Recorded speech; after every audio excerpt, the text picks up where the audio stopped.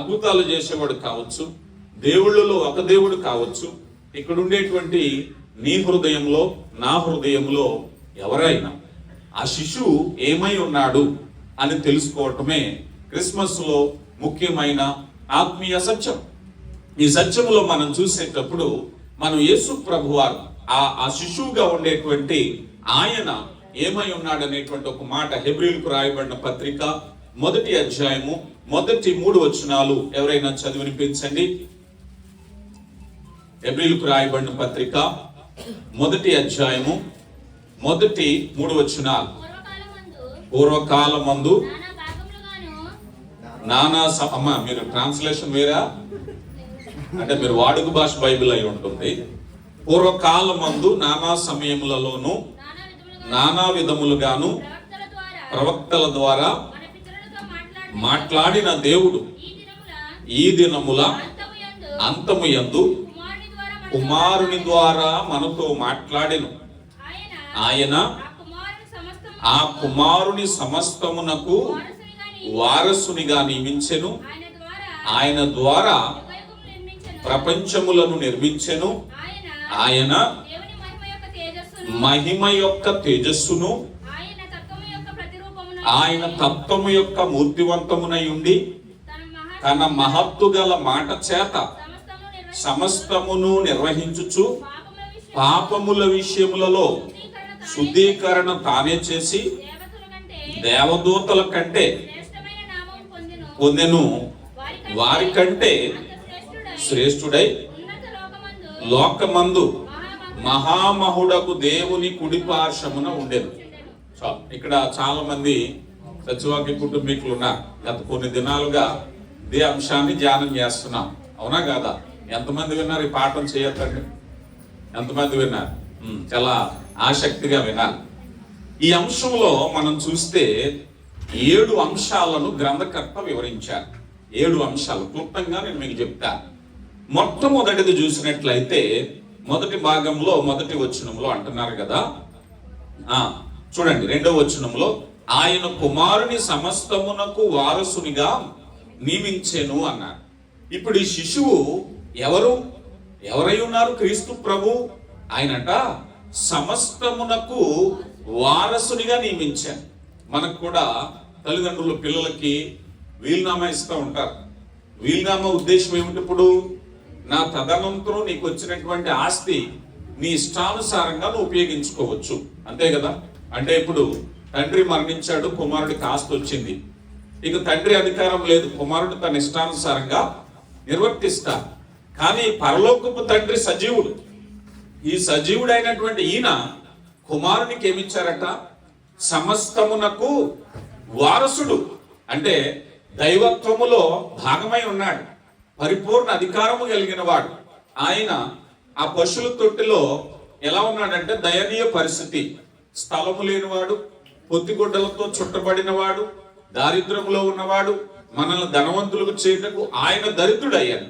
కానీ ఈ దారిద్రములో ఉన్న ఈయన ఎవరయ్యా అంటే సృష్టికర్త అయినటువంటి దేవునికి వారసుడిగా ఉన్నాడు. ఈరోజు లోకాన్ని మనం చూస్తే సూర్యచంద్ర నక్షత్రాలు, విశ్వము, భూమి, సముద్రాలు, అగాధాలు ఇవన్నీ కూడా ఎలా కనిపిస్తున్నాయంటే ఆయన చేత కలగ చేయబడినటువంటి వారసుడైన పరిపూర్ణ అధికారం కలిగిన వాడు. సమస్త విశ్వం మీద ఆ శిశువు దయనీయ పరిస్థితిలో ఉన్నాడు. కానీ ఆ దయనీయ పరిస్థితుల్లో ఉన్న ఈయనను ఆయన వారసుడిగా ప్రకటించారట. గమనించండి ప్రియులారా, ఈరోజు ఈ వారసుని అధికారాన్ని గురించి చూస్తే ఈ భూమి మీద ఒక్కొక్కసారి మనకు అనిపిస్తుంది అపవాది జయించాడేమో, అపవాది రాజ్యంలో ఉన్నామేమో, అపవాది ప్రబలిపోయాడేమో అని. కానీ కొన్నిసార్లు పాక్షికమైన వృద్ధి చూస్తాం. కొంతమంది వ్యాపారం చేస్తూ ఉంటారు. అప్పటికప్పుడు ఎలా ఉంటుందంటే అబ్బో చాలా హంగు ఆర్భాటంగా ఉన్నాడు, చాలా సంపాదించాడు అనుకుంటారు. ఒకరోజు తెలుస్తుంది అన్ని అప్పులన్నీ. ఇప్పుడు దాకా చేసింది ఏమిటి? ఇప్పుడు అంగు ఆర్భాటమే. అపవాది కూడా అంగు ఆర్భాటమే చేస్తున్నాడు, పాక్షికమైన వృద్ధి. ఏమండి, ఎటు చూసినా అపవాదే, శరీరాశ, నేత్రాశ, జీవపుడంబము. కానీ అన్నిటికీ వారసుడైనటువంటి ఈయన నిజమైన గెలుపు కొరకు వచ్చిన వాడు. ఈయన జీవాధిపతి, ఈయన మరణము జయించిన వాడు, పాపము జయించిన వాడు, 1000 ఏండ్ల పరిపాలన చేసిన వాడు, రాజదండము కలిగిన వాడు. ఈ శిశువు ఎవరయ్యా అంటే అన్నిటికీ ఆయన వారసుడుగా నియమించెను. ఇక రెండవదిగా చూస్తే మొదటి అధ్యాయం 2వ భాగంలో అంటున్నాడు కదా, ఆయన ప్రపంచములను నిర్మించెను. చాలా జాగ్రత్తగా గమనించాలి. ఎవరండి ఈయన? Is the creator. ప్రపంచములను నిర్మించెను. ఎప్పుడైనా మీరు ఖగోళ శాస్త్రజ్ఞులు ఒక పరిశోధన తలపెట్టాక కొంత దూరం వెళ్ళాక, పరిశోధన చేస్తూ కొంత దూరం వెళ్ళాక వారి పరిశోధనలు ఏమంటారంటే దీని వెనక దేవుని శక్తి ఉంది అంటారు. కొంతవరకే. ఆ పరిధి దాటాక, ఈ పరిధి దాటిన తర్వాత ఇది దేవుని శక్తి ఉందండి అంటే వారు దేవుడిని ఒప్పుకోకపోయినా ఏదో ఒక శక్తి. ఈరోజు శాస్త్రవేత్తలు ఖగోళ శాస్త్రాన్ని గురించి పరిశీలన చేస్తూ ఒక పరిధి దాటాక దీని వెనక బ్లాక్ హోల్స్, కృష్ణ బిలము, అదృశ్య శక్తి ఏవో మాటలు ఉపయోగిస్తూ ఉన్నారు. కానీ ఇక్కడ అసలైన విషయం ఏమిటయ్యా అంటే వారు దేవుని అంగీకరించాలి. ఈ సృష్టి వెనక దేవుని అంగీకరించాలి. మీరు ఏ శాస్త్రం తీసుకోండి, జీవశాస్త్రం తీసుకోండి, మనిషి మనుగడ ఎలా జరుగుతుందయ్యా, శరీరంలో మార్పులు ఎలా జరుగుతున్నాయ్యా, ఏం జరుగుతున్నప్పటికీ దీని వెనక ఏదో ఒక శక్తి. అది రసాయన శాస్త్రమా, జీవశాస్త్రమా, మరే శాస్త్రం తీసుకున్నా ఇదంతా కూడా అంటున్నారు ఆయన ద్వారా ప్రపంచములను నియమించను. ఒక వ్యక్తి ఈ లోకంలో పరిగెడుతున్నాడంటే దేవునిలో పరిగెడుతున్నాడు.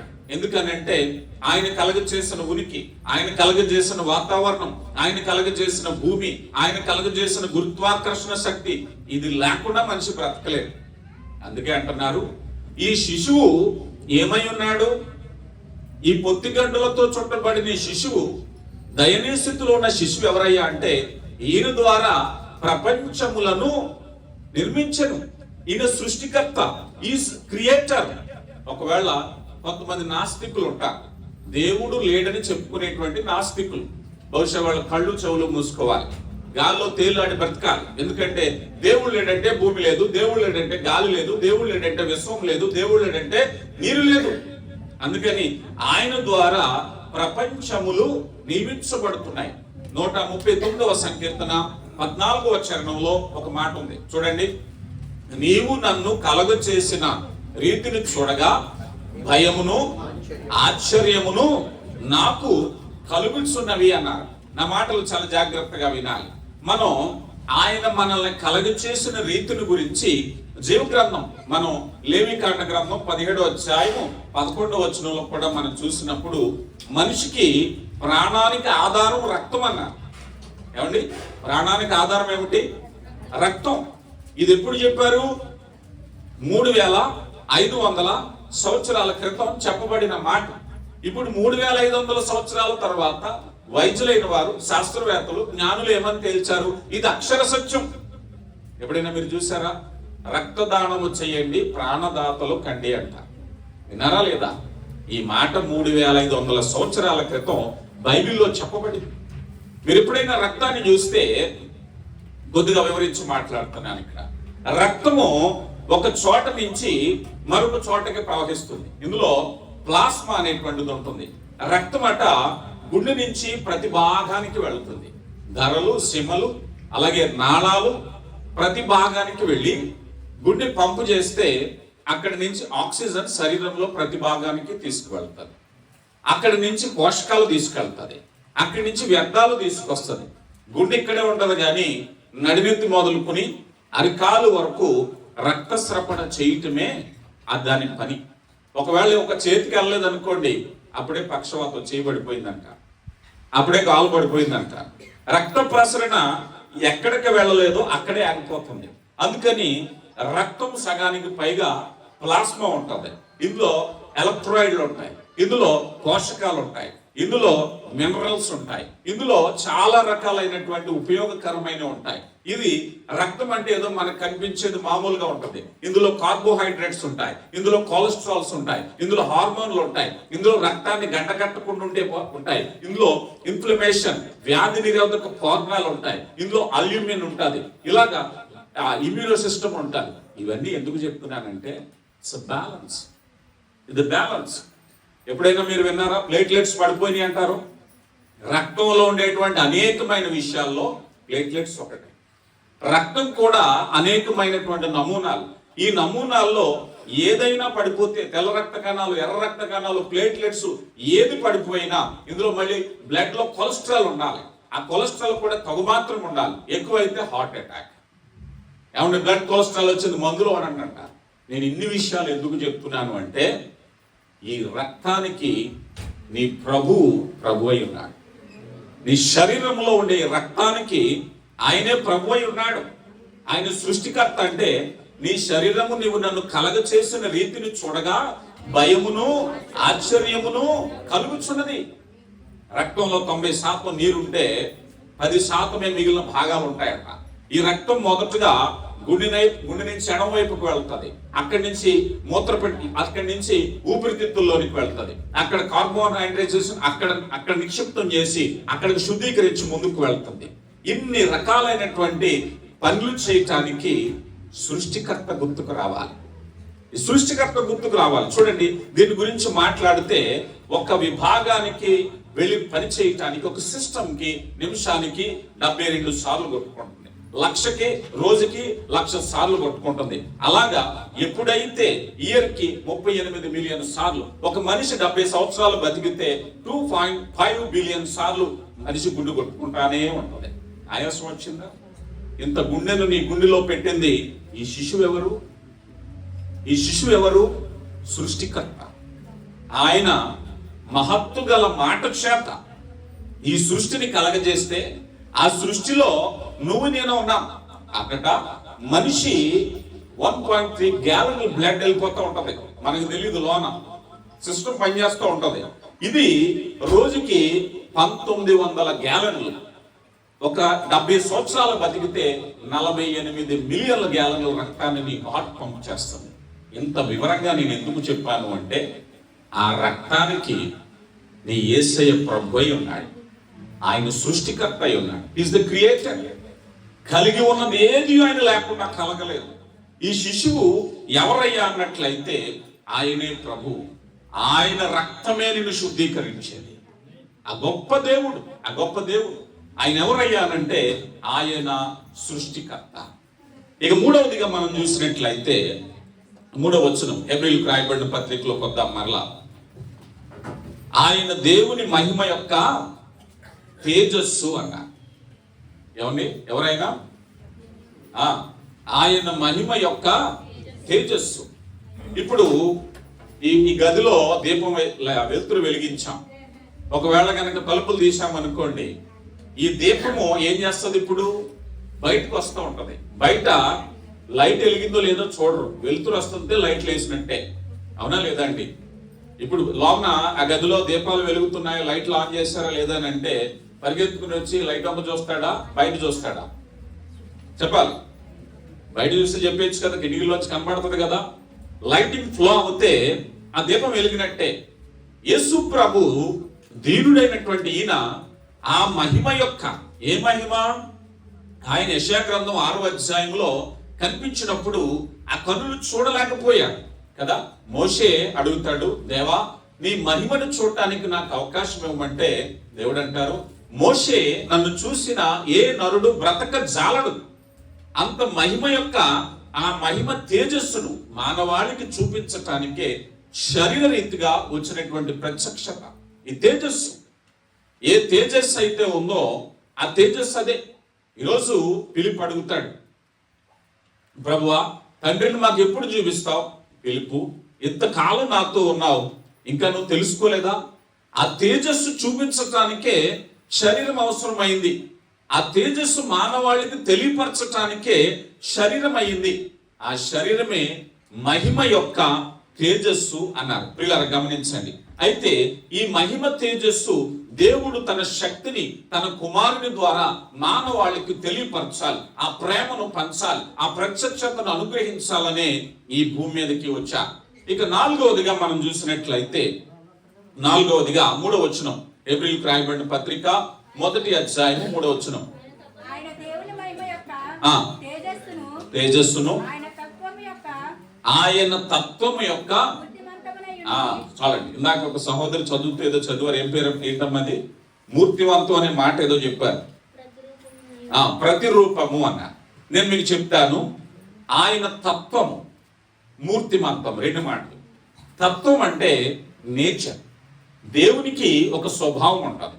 పేతురు గారు అంటారు, ఆయన యొక్క గుణలక్షణాలను ప్రచురము చేయుటకు అంటారు. దేవునికి కొన్ని గుణాలు ఉంటాయి. తత్వం, ఆయనకు ఉండేటువంటి స్వభావం.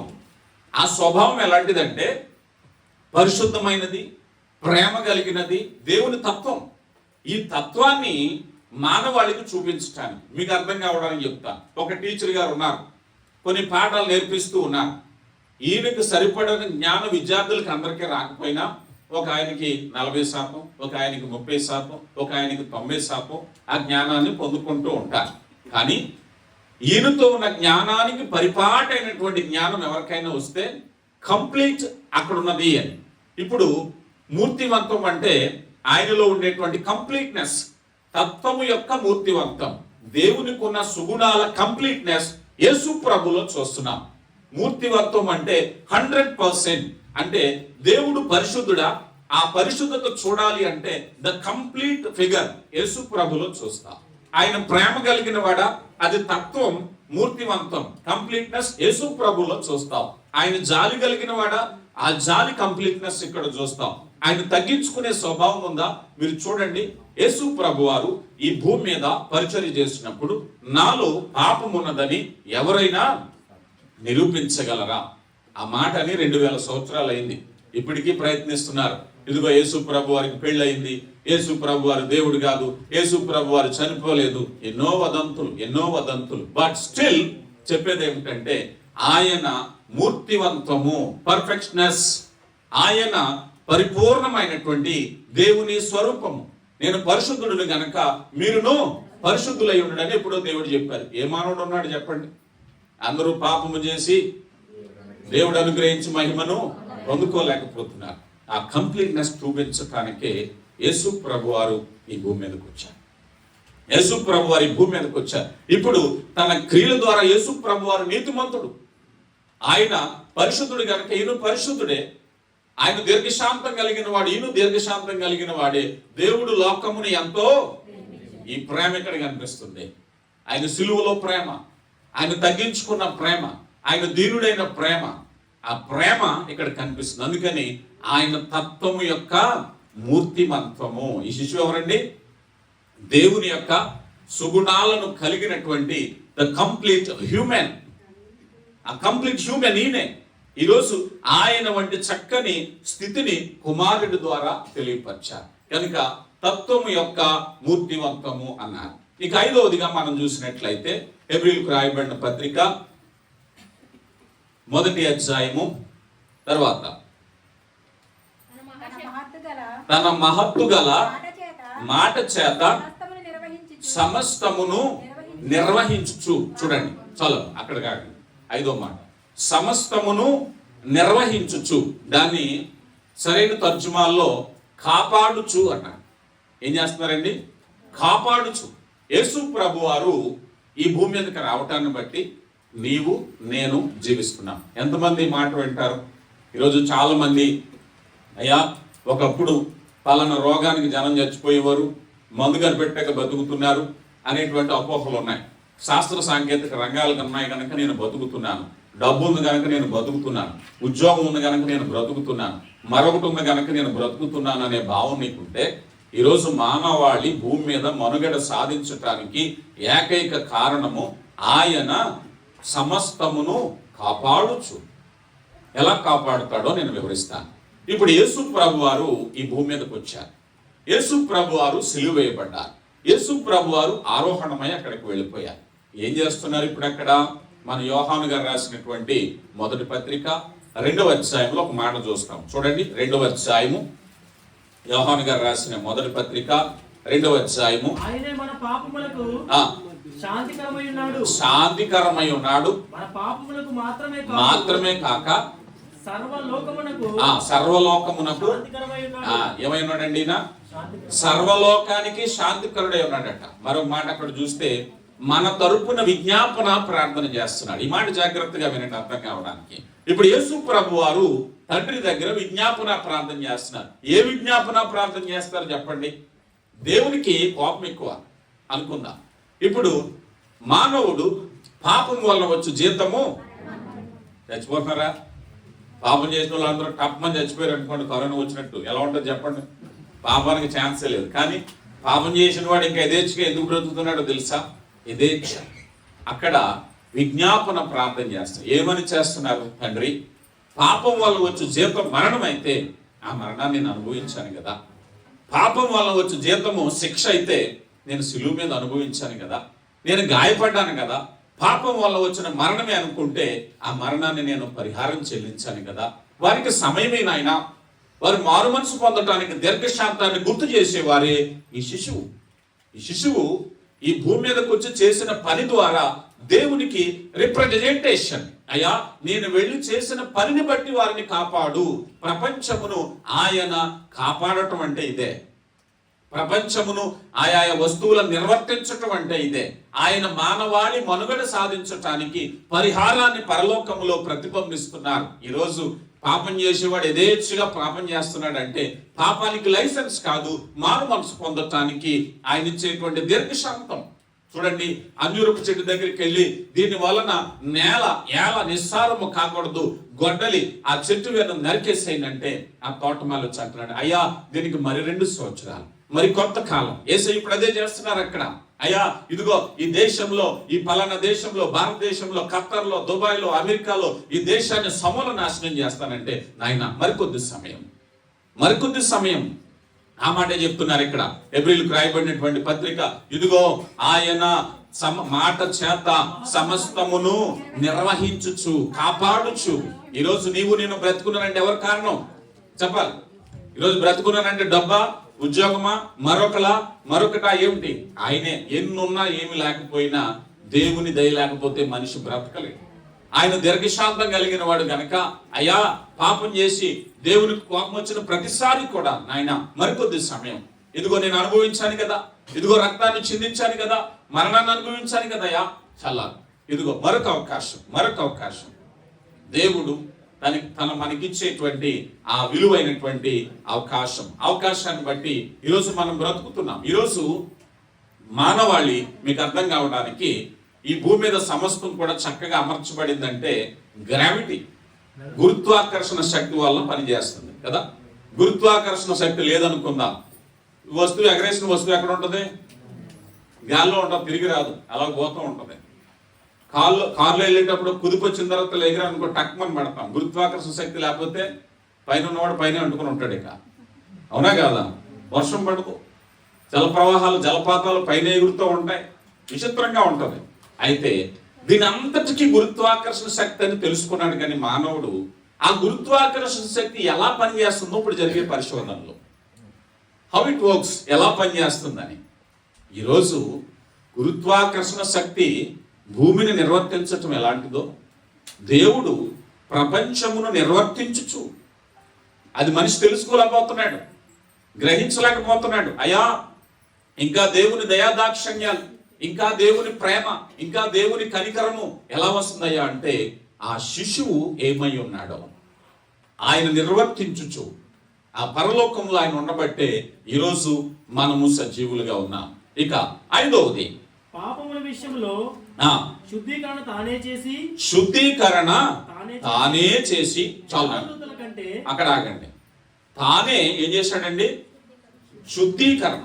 దీన్ని అసలైన ఎగ్జాక్ట్ వర్డ్ గ్రీక్ లో ఏమంటారంటే ప్రక్షాళన అంటారు. శుద్ధీకరణ కాదు ఇది. ఏమిటండి?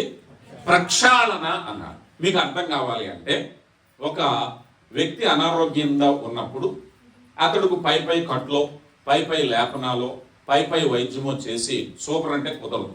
ఏం చేయాలి? ఇప్పుడు అతని లోపల నుంచి వైద్యం చేయటమే సరైనటువంటి విధానం. అవునా కాదా? సరైనటువంటి విధానం. కొన్నిసార్లు చూస్తాం కొంతమంది, అరే నేను మొన్న మాట్లాడాను చాలా బాగున్నాడండి, ఈ లోపలే చనిపోయాడా? లోపల ఏం చూసావు నువ్వు? పైన చూసావు, అంతే కదా. లోన చూడలేదు, లోన చూడనటువంటిది. అయితే మానవుడు సరైనటువంటి ప్రక్షాళనకు, వైద్య రీతిలో ప్రక్షాళనకు మొదటి నుంచి ప్రయత్నిస్తున్నాడు. ఈ రోజుకి కొన్నింటికి వ్యాక్సిన్లు లేకపోతే ఔషధాలు లేవు. క్యాన్సర్కి సరైనటువంటి వైద్యం లేదు, ఒక స్థాయి వరకే చేస్తున్నారు. అలాగే ఎయిడ్స్కి లేదు, చాలా వాటికి లేదు. గత కొంతకాలంగా లేని వాటికి కనిపెట్టుకుంటూ వచ్చారు. ఇప్పటికీ స్టిల్ కొన్నిటికి లేవు. కానీ అన్నిటికంటే భయంకరమైనటువంటి ఒక రోగం ఉంది. ఏమిటది? పాపం అనే రోగం. ఈ రోగాన్ని ఎవడో కనిపెట్టడు.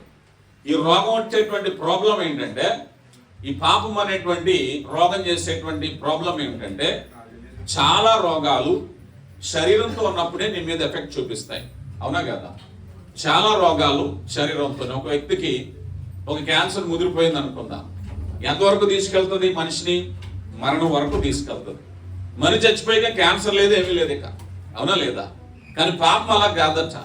మరణం తర్వాత కూడా నేను వదిలిపెట్టదు. ఏం చేస్తుంది? ఇప్పుడు ఇది ఏం చేస్తుంది చెప్పాలి. అందుకే ప్రభు వారు ఒక మాట అంటారు, దేహమును చంపువారికి భయపడక మీ ఆత్మను దేహమును నాశనము చేయడానికి భయపడుడి అన్న. నీ ఆత్మ మీద అధికారం దేవునికే ఉంది కదా. అయితే ఈ మాట ప్రకారంగా మీరు చూసినట్లయితే అన్ని రోగాల కంటే భయంకరమైన రోగం ఇది. అవునా కాదా? భూమి మీద ఏ రోగమైనా ఎంతవరకు శరీరం మీదే, ఆత్మ మీద ప్రభావం చూపించే రోగం ఏది లేదు. అది ఎలాంటి రోగమైనా కూడా ఆత్మ మీద కూడా ప్రభావం చూపించే రోగం ఏమిటి? పాపం. ఈ పాపాన్ని ఈ వ్యాక్సిన్ ఎప్పుడు కనుగొన్నాడు తెలుసా ఆయన? 2000 సంవత్సరాల క్రితం. ఎప్పుడండి? 2000 సంవత్సరాల క్రితం. అందుకే ఆ పాపమును శుద్ధీకరణ చేయొచ్చు, ఆ పాపమును ప్రక్షాళన చేయొచ్చు. ఈ 2000 సంవత్సరాలు గతించిన సంవత్సరాలు అన్నిటిలో కూడా ఎవరైనా వెళ్ళి ప్రభువా నేను పాపిని, నన్ను క్షమించండి, క్షమించుటకు అధికారం కలిగిన వాడిని ప్రక్షాళన చేస్తున్నాడు. వెంటనే ఆయన వైద్యుడు. ఎలాంటి వైద్యుడు అంటే ఏ రకమైన పాపానికైనా ప్రక్షాళన చేసేటువంటి వాడు. అందుకే హిమము కంటే తెల్లగా చేస్తానన్నాడు ఆయన. ఆయన చేసేటువంటి వైద్యము గొప్ప వైద్యం. కనుక ప్రియులరా, ఆ ప్రక్షాళన చేసేటువంటి క్రమములో మానవాళ్ళందరికీ 2000 సంవత్సరాల క్రితమే ఆ ఔషధము క్రీస్తు ప్రభు రక్తం. ఆయన 2000 సంవత్సరాల నుంచి ఇప్పటి వరకు, ఇది మొదలుకొని ప్రభు రాకడ వరకు ఏం చేస్తూ ఉంటాడు? ఆయన పాపములను ప్రక్షాళన చేయొచ్చు, శుద్ధీకరిస్తున్నాడు ఆయన. ఎన్ని వేల మంది, కోట్ల మంది, కోట్ల మంది మన కరోనా వైరస్ లో సర్టెన్ టైంలో ఆక్సిజన్ సరఫరా చేయలేకపోతున్నాం, వ్యాక్సిన్లు సరఫరా చేయలేకపోతున్నాం. కొరత ఉంది. యేసయ్య దగ్గర కొరత లేదు. ఈ భూమి మీద ఉన్న మానవాళ్ళందరూ ఒక్కసారి మారు మనసు పొందినా ప్రక్షాళన చేయగలిగిన శక్తివంతుడు మన యేసయ్య. ఈ మాట 2000 సంవత్సరాల క్రితం. అందుకే లోకాసు వార్త 2:11లో ఆయన లోకమునకు రక్షణగా ప్రజలందరికీ కలగబోవు సంతోషకరమైన వార్త. ఈ క్రిస్మస్ ఇదేమిటయ్యా అంటే, అప్పటి వరకు యెషయా గ్రంథం 9వ అధ్యాయం 1వ వచనంలో, ఇదిగో మరణఛాయ గల దేశంలో బ్రతుకుతున్నటువంటి జనులు, పాపములో బ్రతుకుతున్న జనులు, దేవుడి కనుగొనలేని అంధత్వంలో బ్రతుకుతున్న జనులు, ఏం జరిగింది? ఒక్కసారిగా వెలుగు వచ్చేసిందట. ఈ వెలుగే ప్రక్షాళన. వెలుగు దేవుని కనుగొనలేని అంధత్వంలో ఉన్న వారికి దేవుని చూపించట. ఇక చివరిగా 7వ అంశం 3వ వచనం, పొందెను వారికంటే అంత శ్రేష్ఠుడై ఉన్నత లోకమందు మహామహుని దేవుని కృపార్శ్వమున కూర్చుండెను. చాలండి. ఉన్నతుడగు దేవుని కుడి పార్శ్వమున కూర్చుండెను. ఈ మాట చాలా సార్లు వింటాం. ఆత్మీయ అర్థాన్ని 2 మాటల్లో చెప్తాను చూడండి. ఇప్పుడు ఆయన దేవుని యొక్క కుడి పార్శ్వం, అమ్మ వెళ్ళి వాళ్ళు ఒక్క 2 నిమిషాలు అయిపోయింది, లాస్ట్ పాయింట్. రైట్. ఈ కుడి పార్శ్వమున కూర్చుండి ఏం చేస్తున్నాడు ఆయన? దీని మాటకి అర్థం ఏమిటి అని అంటే, రైట్, మళ్ళీ మన పాయింట్ చెప్తున్నాం. ఈ శిశువు ఏమై ఉన్నారు? ఈ శిశువు ఎవరంటే, ఒక వ్యక్తిని ఏదైనా ఒక పని నిమిత్తం మనం ఎక్కడికైనా పంపించాం. ఆ పని టాస్క్ కంప్లీట్ చేసుకుని మనం అనుకున్నట్టుగాను, మనం అనుకున్న దానికంటే బాగా చేసి వచ్చారనుకోండి, మన ఇంట్లో తీసుకొచ్చి కుర్చీ కూర్చోబెడతామా లేదా? కూర్చోబెడతామా? Right, is perfect. మనం అనుకున్న పని చేశారు కనుక ఆయన హానర్ ఇవ్వాలి అని. యేసు ప్రభు వారు ఈ శిశువు ఒక పని నిమిత్తం వచ్చారు. ఆ పనిని కంప్లీట్నెస్ చేసుకుని ఆయన పరలోకానికి వెళ్ళారు.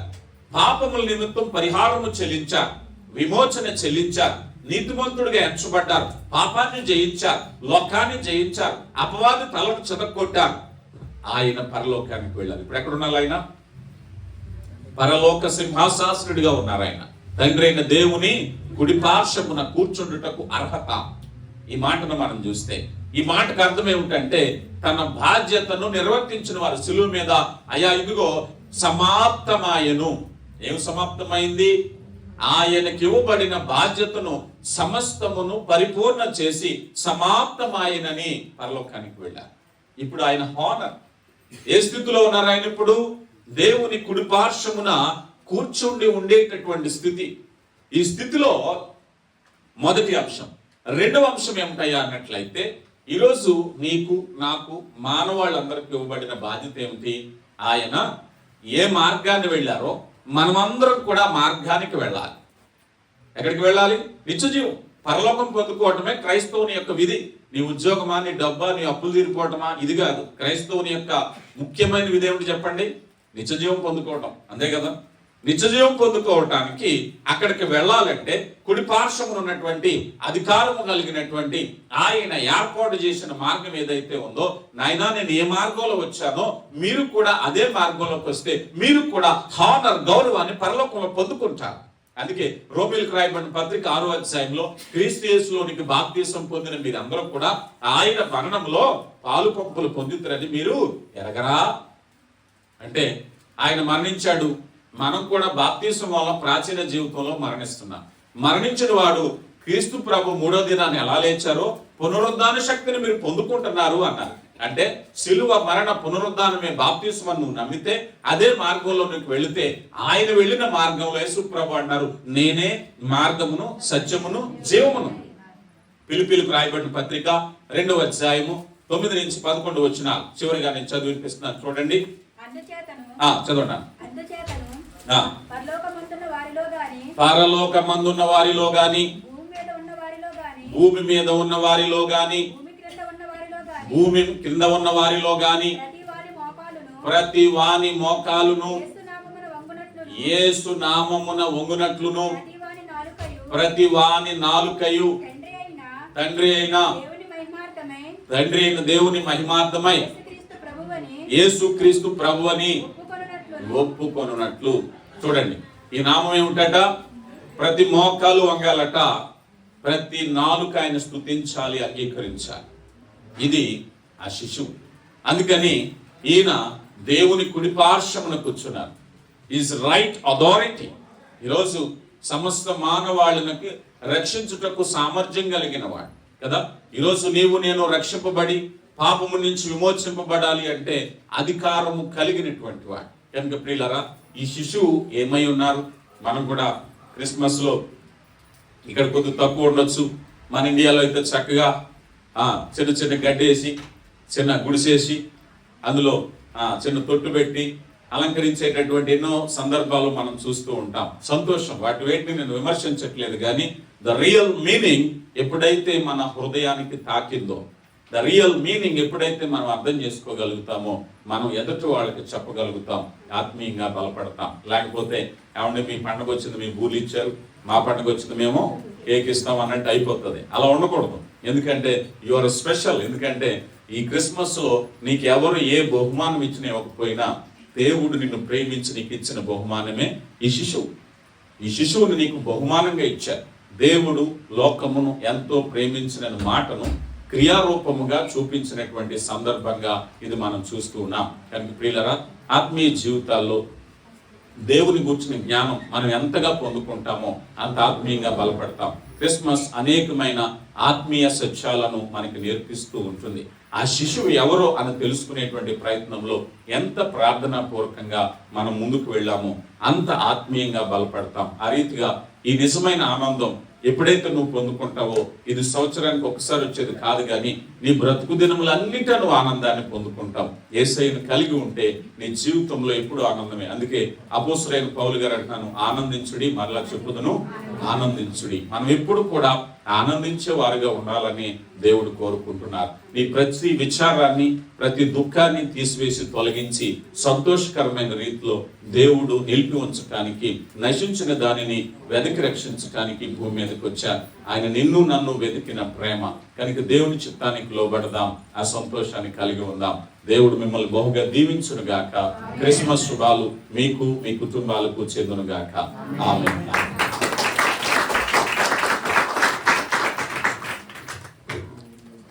హల్లెలూయా.